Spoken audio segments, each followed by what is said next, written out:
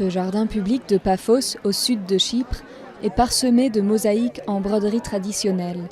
Ces femmes les ont nouées autour de galets ramassés de part et d'autre de la zone tampon qui divise l'île.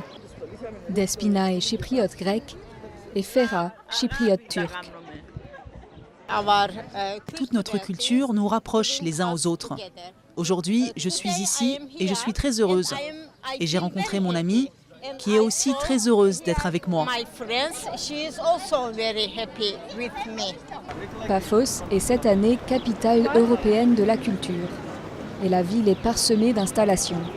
Beaucoup sont inspirés par le conflit qui divise Chypre depuis 1974, quand les troupes turques ont envahi le nord de l'île, menant à sa partition. Cet atelier d'art-thérapie rassemble des Chypriotes venus de tout le pays pour exprimer le traumatisme de la guerre. Selma fait partie des dizaines de milliers de Chypriotes turcs qui ont fui vers le nord il y a 43 ans.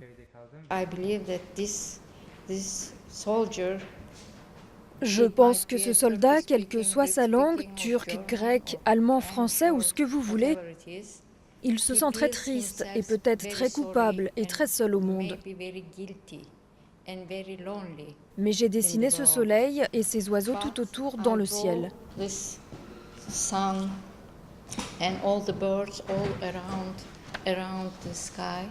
Non loin, ces visiteurs sont venus voir l'exposition « Voyage risqué ». Lorsqu'un sculpteur chypriote grec a dû fuir son atelier de Famagouste, au nord-est, pour rejoindre le sud, ses œuvres ont été trouvées par un autre sculpteur, chypriote turc, qui les a préservées. Aujourd'hui, les travaux des deux artistes sont exposés ensemble. Il est évident que nous pouvons probablement vivre ensemble et que rien ne divise les peuples sur l'île. Ce qui divise l'île, c'est certainement la politique qui nous dépasse complètement. Les fragiles négociations de paix sous l'égide de l'ONU sont toujours en cours pour réunifier l'île. Mais toutes les tentatives de pourparlers ont jusqu'à présent échoué. Les initiatives bicommunautaires, elles, se poursuivent, parfois en musique.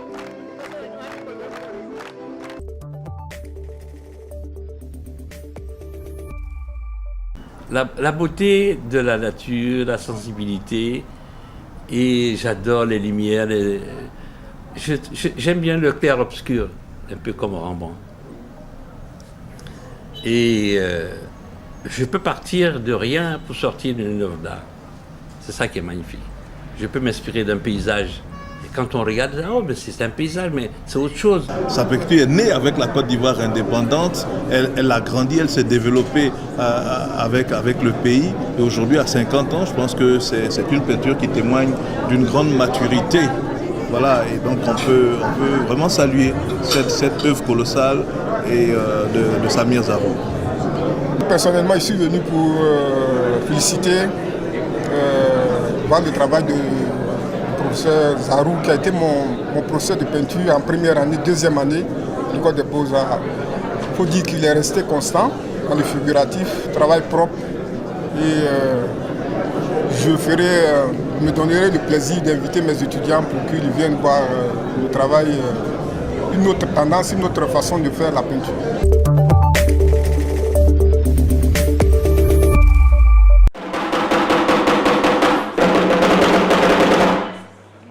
Vous l'avez sans doute entendu, quand il a sonné, il a tonné, il a résonné.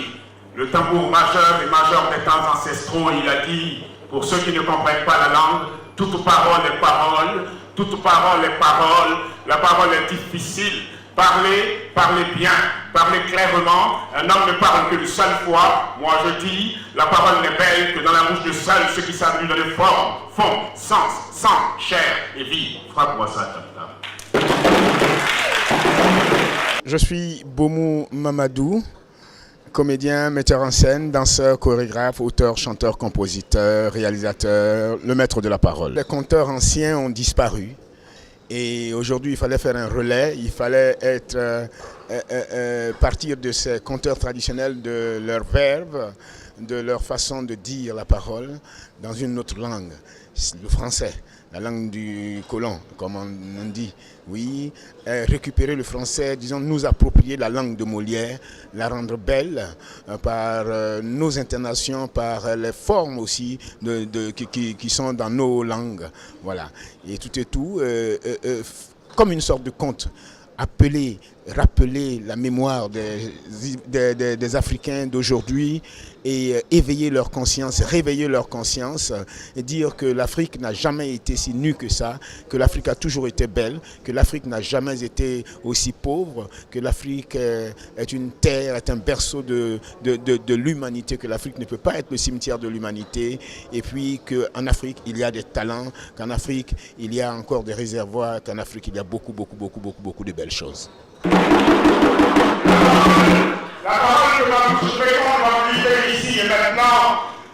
Je la tiens de mon père, lequel la tient de son père, lequel la tient de son père, lequel la tient de son père, lequel la tient de son père, lequel la tient de son père, lequel la tient de son père, lequel la tient de son père, lequel la tient de son père, lequel la tient de son père, lequel la tient de son père, lequel la tient de son père, lequel la tient de son père, lequel la tient de son père, lequel la tient de son père. Je l'ai reçu de son père et j'ai fait de tout fait, dans tout fait, par tout fait, pour tout fait, à tout fait, à tout fait, évidemment, simplement, clairement, constamment, de tout temps, dans tout temps, à tout temps, pour tout temps, à tout temps, depuis le temps en temps, le serment que vous l'avez libéré, tel qu'elle a été confiée, la parole est libérée.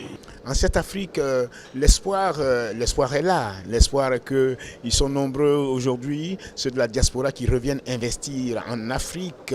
Nous voyons des jeunes, une génération consciente qui s'élève. Ils ont compris que l'Afrique n'est pas si pauvre que ça.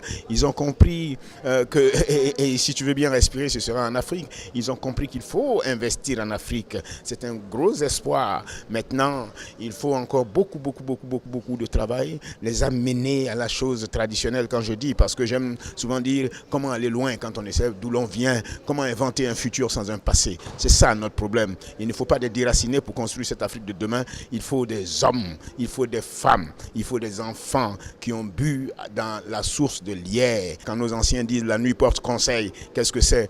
C'est parler avec son épouse la nuit. Et c'est pourquoi nos ancêtres disent ce que femme veut, Dieu veut. Nous, on dit Dieu est femme, la femme est Dieu. Donc, nos ancêtres, la femme est la ceinture qui doit tenir le pantalon de l'homme. Nos enfants, nous irons avec nos enfants, mais nos enfants qui ne porteront pas d'armes. La seule arme sera leur conscience, leur dévouement, parce que l'énergie que la jeunesse a est cruciale pour notre futur à tous. Ce sont des atouts à mettre en valeur, non seulement, pas des problèmes seulement à régler. Alors tout le monde sera là, mais il faudra que les dirigeants ne décident pas de notre avenir sur le perron de l'Élysée ou à Washington ou quelque part là, que ce soit des dirigeants qui décident de l'avenir du panafricanisme, pas pour le peuple de l'Afrique, pas pour des intérêts sordides qui vont s'écraser à la porte des petits nombrils, pour des intérêts économiques qui vont juste amener des guerres, des divisions. Nous ne voulons pas de ces chercheurs qui cherchent sans trouver où revenir la vie. De ces chercheurs qui trouvent, oui, il faut investir dans la recherche fondamentale, dans la recherche appliquée, au lieu d'investir dans les guerres inutiles. Oui, avec tout cela, des rivières de sang, le sang des Africains, dans mon cœur des larmes de sang. En vers 63, cela ne sera pas là, sinon rayé déjà de cet âge-là. Oui, parce que nous sommes fatigués de dormir sur la natte des autres. Oui, il s'agit de prendre notre destin en main. L'Afrique ne pourra être que par son aide. C'est l'éminent professeur Joseph Kizerbo qui le dit ainsi. Salut à vous donc qui avez compris qu'à l'heure de la mondialisation, notre place dans le monde est plus que jamais liée à notre propre capacité à réinterroger et à renouveler notre propre patrimoine culturel, à réinterroger et à renouveler notre propre patrimoine social, à réinterroger et à renouveler notre propre patrimoine économique et politique, afin de trouver les solutions idoines, les solutions globales aux problèmes vitaux qui sont énormes. Mais pour cela, il va nous falloir garder à l'esprit les valeurs qui commandent notre communauté de destin. Je suis déjà cofondateur du village Kiyi, à une expérience panafricaine basée sur la collaboration avec d'autres artistes africains. Nous avons travaillé en son temps avec beaucoup d'artistes, avec King Mensa du Togo, qui a passé, j'allais dire, une septaine d'années années au village Ki, avec qui j'ai collaboré, avec qui j'ai travaillé. Nous avons travaillé également avec Relema du Congo, nous avons travaillé avec Toro Masika du Congo, nous avons travaillé avec des Burkinabés, nous avons travaillé avec des Béninois, nous avons travaillé avec des Sud-Africains. Et pour nous, c'était une expérience communautaire et unique, parce qu'on peut tout.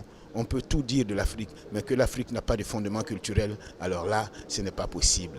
Parce que ce que la culture peut faire, la politique ne peut pas le faire. La force de la culture en Afrique, c'est justement l'Afrique ne pourra pas aller à ce rendez-vous de 2063 sans sa culture, sans ses hommes de culture. Je parle bien de ces hommes de culture qui ne se trompent pas de culture. Je ne parle pas de la culture de l'aubergine, je parle de la culture, ce fondement d'un peuple. Je parle de l'âme du peuple africain.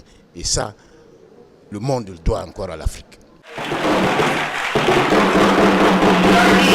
Toute parole est parole, la parole est difficile, parlez bien. Un homme ne parle qu'une seule fois, moi je redis. La parole n'est belle que dans la bouche de sales, ceux qui savent la apprivoiser, la caresser, la battre, la violer, l'amadouer, la faire épanouir et la rendre belle.